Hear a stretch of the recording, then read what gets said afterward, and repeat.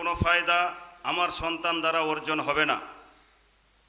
এরপরেও আমরা মাদ্রাসায় ভর্তি করি এই কারণেই যে আমার সন্তান একজন হাফেজে কোরআন হবে।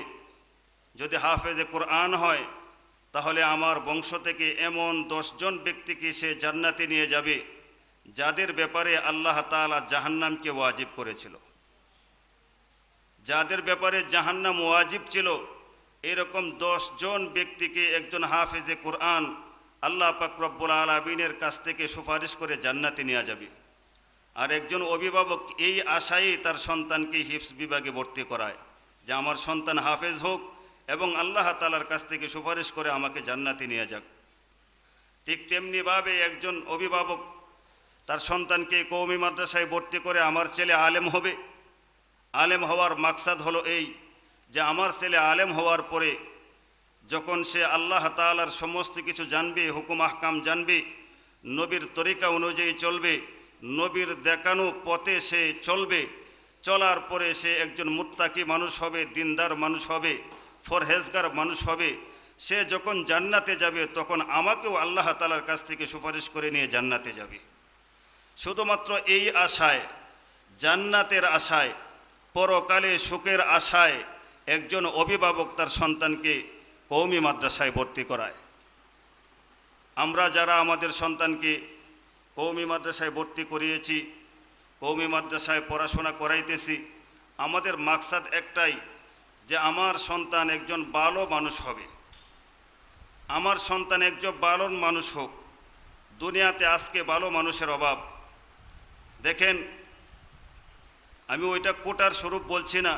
আজকে বৃদ্ধাশ্রমগুলাতে যদি আপনারা চোখ বোলান তাহলে দেখতে পাবেন এই বৃদ্ধাশ্রমগুলাতে কোনো কওমি মাদ্রাসার সন্তানের পিতামাতা এই বৃদ্ধাশ্রমে নাই। কোনো কওমি মাদ্রাসার হাফেজে কোরআনের পিতামাতা এই বৃদ্ধাশ্রমে নাই। কোনো কওমি মাদ্রাসার আলেমের পিতামাতা বৃদ্ধাশ্রমে নাই। বৃদ্ধাশ্রমে আছে ওই সমস্ত ব্যক্তিরাই যারা দুনিয়াতে বড় বড় অফিসার ছিল, তার সন্তানরাও অফিসার হয়েছে।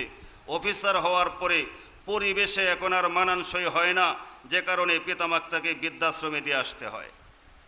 আমরা এখন বর্তমানে মিডিয়ার যুগ, আমাদের সামনে অনেক আসে, অনেক পিতামাতা বড় লোক ছিল, অনেক বড় চাকরি করত, সচিব পর্যায়ের মানুষ পর্যন্ত বৃদ্ধাশ্রমে বসবাস করে। ওইটা কেন? তার সন্তানকে কোরআনের শিক্ষা না দেওয়ার কারণে সন্তান আজকে তাকে অবহেলা করে। সন্তানকে কোরআনের শিক্ষা না দেওয়ার কারণে সন্তান আজকে তাকে অবহেলা করে তাকে বৃদ্ধাশ্রমে পাঠিয়েছে। আজকে যদি ওই সন্তানকে মাদ্রাসায় পড়াতো, যদি তার সন্তান হাফেজে কোরআন হতো, যদি তার সন্তান একজন আলেম হতো, তাহলে কোনোদিন এই আলেম প্রয়োজনে এক বেলা খেত, এই হাফেজে কোরআন প্রয়োজনে 24 ঘন্টায় এক বেলা খানা খেত, তারপরেও তার পিতামাতাকে বৃদ্ধাশ্রমে যেতে দিত না। একমাত্র বৃদ্ধাশ্রমে যে সমস্ত সন্তানরা তাদের পিতামাতাকে পাঠায়, এর একমাত্র কারণ হলো এদের ভিতরে কোরআনের শিক্ষা নাই, এদের ভিতরে রাসূলের শিক্ষা নাই, এদের ভিতরে আল্লাহ তাআলার ভয় নাই। আল্লাহ তাআলার ভয় যদি অর্জন করতে হয় তাহলে মাদ্রাসায় পড়তে হবে। যদি ভালো মানুষ হতে হয় মাদ্রাসায় পড়তে হবে। যদি পিতামাতাকে বৃদ্ধাশ্রমে পাঠাতে না হয় তাহলে এই কওমির একজন সন্তানই হতে হবে। আজকে দেখেন, মাদকে 6 লাভ আমাদের সমাজ। কিন্তু কুছ করে দেখেন, একটা কওমি মাদ্রাসার ছেলেকে পাওয়া যাবে না মাদক সেবন করে, একটা কওমি মাদ্রাসার ছেলেকে পাওয়া যাবে না যে মাদকের ব্যবসা করে, একজন কওমি মাদ্রাসার কোনো আলেমকে পাওয়া যাবে না যে ইয়াবার ব্যবসা করে। যদি আপনারা একটু দৃষ্টি দিয়ে তাকান তাহলে দেখবেন বড় লোকের ছেলেরা, এমনকি যারা গতানুগতিক জেনারেল শিক্ষায় শিক্ষিত, এই সমস্ত ব্যক্তিরা এই সমস্ত চোরা কারবারি করে থাকে। ইয়াবার ব্যবসা তারাই করে, ইয়াবা সেবন তারাই করে, মাদক সেবন তারাই করে। আজকে ঢাকাতে বড় বড় পরিবারগুলাতে তারা ওইটাই আশা করে, আমার সন্তানের দুনিয়ার কোনো চাকচিক্যতার দরকার নাই, আমার সন্তানের দুনিয়াতে বড় কোনো চাকরি বাকরির দরকার নাই, আমার ছেলেটা ভালো মানুষ হোক।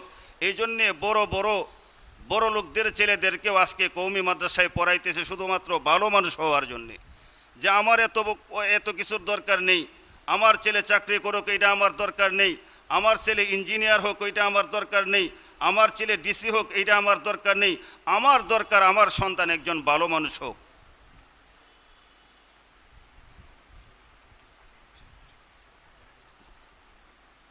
সকলের চাহিদা একটাই, যে আমার সন্তান একজন ভালো মানুষ হোক।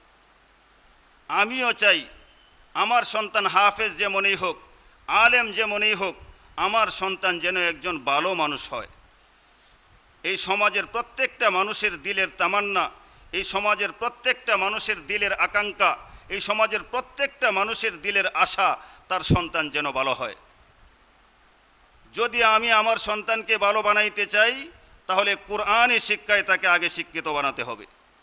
যদি কোরআনী শিক্ষায় তাকে শিক্ষিত বানাই, দ্বীনি শিক্ষায় যদি তাকে শিক্ষিত বানাই, তাহলে সে একজন ফরহেজগার মানুষ হবে, একজন ভালো মানুষ হবে। এই ফরহেজগারের এবং এই ভালো মানুষের জন্যে কখনো এই কাজ শোভা পাবে না, এবং সে চিন্তা করবে আমার দ্বারা কখনো এই কাজ করা সম্ভব না, আমার দ্বারা ইয়াবার ব্যবসা করা সম্ভব না, আমার দ্বারা ইয়াবা সেবন করা সম্ভব না, আমার দ্বারা মাদক সেবন করা সম্ভব না। যখন নামাজের আজান হয়ে যায়, তখন তার দিলের মধ্যে খটকা লাগবে যে আমার দ্বারা এক ওয়াক্ত নামাজ কাজা হতে পারে না, আমার দ্বারা কোনো অগারেন্স হতে পারে না, আমার দ্বারা শরীয়ত বিরোধী কোনো কাজ হতে পারে না, আমার দ্বারা ইসলাম বিরোধী কোনো কাজ হতে পারে না। ওইটা তখনই সম্ভব যখন আমার ছেলে ফরহেজগার হবে, যখন আমার ছেলে মুত্তাকি হবে, যখন আমার ছেলে ভালো মানুষ হবে। সুতরাং আমি যদি আমার সন্তানকে ভালো মানুষ বানাইতে চাই, তাহলে প্রথম নাম্বার যে কাজটা করতে হবে, তাকে কোরআনী শিক্ষায় আগে শিক্ষিত বানাতে হবে। তাকে কোরআনের শিক্ষায় শিক্ষিত বানাতে হবে, তাকে কোরআনী শিক্ষায় পাণ্ডিত্য অর্জন করতে হবে। তার যে মূল স্ট্রাকচার, মূলটা তাকে আগে কোরআনের শিক্ষায় শিক্ষিত হতে হবে। এই জন্য আমাদের ওলামায়ে কেরাম বলেন যে আপনার ছেলে ইঞ্জিনিয়ার হতে পারে, কিন্তু তার মূল ভিত্তিটা যেন কোরআনী শিক্ষার উপর হয়। ছোটোকালে যেন সে কোরআন পড়ে। আর যাই করুক, যদি আপনার ছেলের ভিতরে কোরআনী শিক্ষা থাকে, কোরআনী শিক্ষার পরে যদি আপনার সন্তান বড় ডাক্তার হয়, ইঞ্জিনিয়ার হয়, যত বড়ই ডাক্তারই হোক না কেন, তখন আর ফাঁকিবাজি করে সে আর অন্যায়ভাবে পরীক্ষা দিতে চাইবে না, অন্যায়ভাবে টেস্ট দিতে চাইবে না। যদি আপনার সন্তান তার মূলটা কোরআনী শিক্ষা হয়, তাহলে আপনার ছেলে যদি ইঞ্জিনিয়ার হয়, আর যাই করুক সে কখনো রডের বদলায় বাঁশ দিবে না, আর যাই করুক সে কখনো সিমেন্টের বদলায় বালু দেবে না।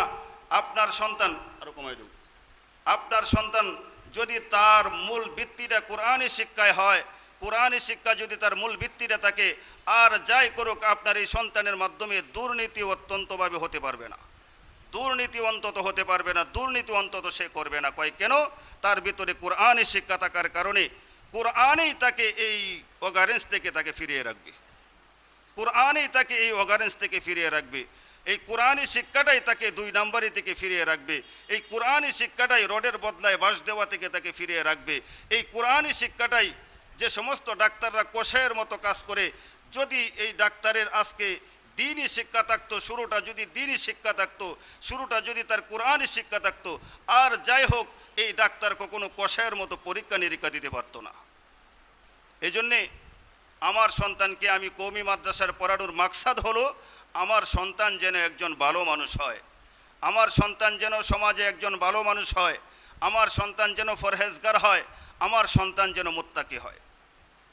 এই জন্যে আমার উস্তাদ, আমার শায়েখ আল্লামা আব্দুল কাইয়ুম দামাত বারাকাতুহুম এই কথাটা বারবারই বলতেন যে বর্তমান সময়ে যারা তাদের সন্তানকে দুনিয়ার চাকচিক্যতা থাকার পরেও, দুনিয়ার এত লাভ দেখার পরেও দুনিয়াকে এক সাইডে ফেলে দিয়ে গরিবী হালতটাকে বেছে নিয়েছে, সে শুধুমাত্র গরিবী হালতটাকে বেছে নেয় নাই, বরঞ্চ ইব্রাহিম আলাইহিস সালাতু ওয়াস সালাম তার সন্তানকে কুরবানি দিয়ে যে পরীক্ষায় উত্তীর্ণ হয়েছিল, বর্তমান সময়ে যদি কোনো গার্জিয়ান, কোনো অভিভাবক তার সন্তানকে কওমি মাদ্রাসায় পড়ায়, তাহলে ইব্রাহিম আলাইহিস সালাতু ওয়াস সালাম, ইসমাইল আলাইহিস সালাতু ওয়াস সালাম যে কুরবানি করেছিলেন ওইটার নামান্তর। এই জন্যে আপনারা যারা আপনাদের সন্তানকে কওমি মাদ্রাসায় পড়িয়েছেন বা পড়াইতেছেন, মনে করেন না যে আমরা ঠকে গেছি। আলহামদুলিল্লাহ, আমার বাবার 5টা সন্তান, আমি 4 নাম্বার, আমার অন্য 4 জন যে আছে ভাই বোন তারা সকলেই জেনারেল শিক্ষিত, আমি একাই মাদ্রাসা পড়ুয়া। আলহামদুলিল্লাহ, আল্লাহ আমাকে ঠগায় নাই। আমি আমার বাবাকে প্রশ্ন করেছিলাম, এই 4 জনকে তুমি পড়ালেখা করাইতে গিয়ে, জেনারেলে পড়াইতে গিয়ে সবচেয়ে ছোট তাকে যে পরিমাণ টাকা দিয়ে লেখাপড়া করিয়েছো, আমাকে তার অর্ধেক দিয়েছো, কয় না। কথা। তারপর আমি প্রশ্ন করলাম যে আমাকে মাদ্রাসায় পড়িয়ে কি তুমি ঠকেছো না জিতেছো? বাবা আমি 100% জিতেছি, আমি ঠকি নাই, আল্লাহ তাআলা ঠকাই নাই। এজন্যে যদিও দুনিয়ার চোখে আমাদের সামনে ওইটা বেশি ওঠে যে আমার সন্তান কওমি মাদ্রাসায় পড়বে, কোনো চাকরি বাকরি পাবে না। আরে দুনিয়াটা তো স্বল্প দিনের। আল্লাহ তাআলা বলছেন বাল তুসিরুনাল হায়াতাদ দুনিয়া, দুনিয়ার হায়াত হলো স্বল্প, দুনিয়ার হায়াত হলো তুচ্ছ। ওয়াল আখিরাতু খায়রুম ওয়া আবকা, আখিরাত উত্তম, আখিরাত বাকি থাকবে। দুনিয়ার সমস্ত কিছুই অনুত্তম, দুনিয়ার ঘরবাড়ি সমস্ত কিছুই অনুত্তম। দুনিয়ার ঘরবাড়ি ক্ষণস্থায়ী, দুনিয়ার সন্তান সন্ততি ক্ষণস্থায়ী, দুনিয়ার সম্পদ ক্ষণস্থায়ী। আখিরাতের প্রত্যেকটা জিনিসই হবে চিরস্থায়ী। আখিরাতের হুর গিলমান হবে চিরস্থায়ী, আখিরাতের বালাকানা হবে চিরস্থায়ী, আখিরাতের সুখ শান্তি হবে চিরস্থায়ী। আখিরাতে অস্থায়ী বলতে কোনো কিছুই থাকবে না, সমস্ত কিছুই থাকবে চিরস্থায়ী। এই জন্যে ক্ষণস্থায়ী দুনিয়াতে যদিও আমার কিছুদিন কষ্ট হয়, কিন্তু আমার সামনে যে অনন্ত অসীমকালের আখেরাত রয়েছে, সেই আখেরাত আমার ভালো হবে যদি আমার সন্তান ভালো হয়। আল্লাহ পাক রব্বুল আলামিন আমাদের সন্তানদেরকে মাদ্রাসায়ে কওমিয়ায় পড়িয়ে তাদেরকে হাফেজে কোরআন এবং আলেম হওয়ার তৌফিক দান করেন। সম্মানিত উপস্থিতি, আমরা আমাদের অনুষ্ঠান সাজিয়েছিলাম সকাল 9:30 থেকে 10টা পর্যন্ত হাম নাত ও তেলাওয়াতের মাধ্যমে সময়টা চলবে। এরপর থেকে ধারাবাহিক বয়ান চলবে। এ পর্যায়ে আপনাদের সামনে আমরা যেহেতু অনুষ্ঠান সূচি এখান থেকেই শুরু করছি, সর্বপ্রথম আল্লাহ পাক রব্বুল আলামিনের মহাগ্রন্থ আল কোরআন থেকে